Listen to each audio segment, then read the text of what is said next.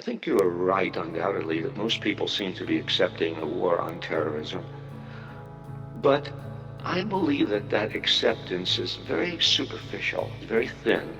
I believe it's based on the fact that people do not have information given to them by the media. Let me give one example. This should be played at high volume.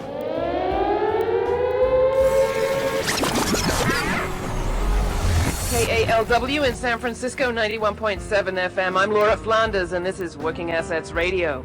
Tomorrow in San Francisco, people will have a rare opportunity to speak back to a federal body which wields a great deal of power over who generally gets to speak to them.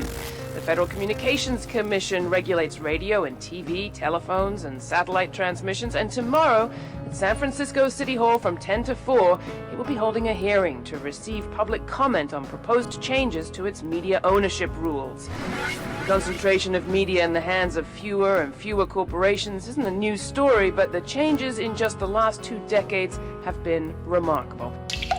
In 1983, 90% of the major media were controlled by just 50 companies. By 92, that number had been cut in half to just 24 companies. And by 2000, the overwhelming majority of the mass media was owned by only 6 companies. The overwhelming majority of the mass media was owned by only 6 companies. 6 companies. 6 companies. 6 companies. AOL, Time Warner, Disney, Bertelsmann, Viacom, News Corporation, and Vivendi Universal have already amassed holdings across the media, from newspapers to cable to the internet.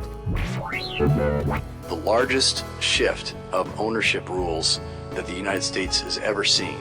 It's a dramatic review of every single one of our most important media ownership rules that a lot of people don't even know exist, but they control how many television stations a single owner can own, how many radio stations, whether newspapers can own television or radio stations, and how many. These are huge questions because we've seen, for example, in radio where Congress relaxed the rules in 1996, and it led to an unprecedented wave of consolidation in radio, and now it's kind of hard to hear news. We're not hearing from the commercial stations. All of them are owned by one company. All of them are owned by one company. 6. We have enormous freedom. That's not a gift that was given to us.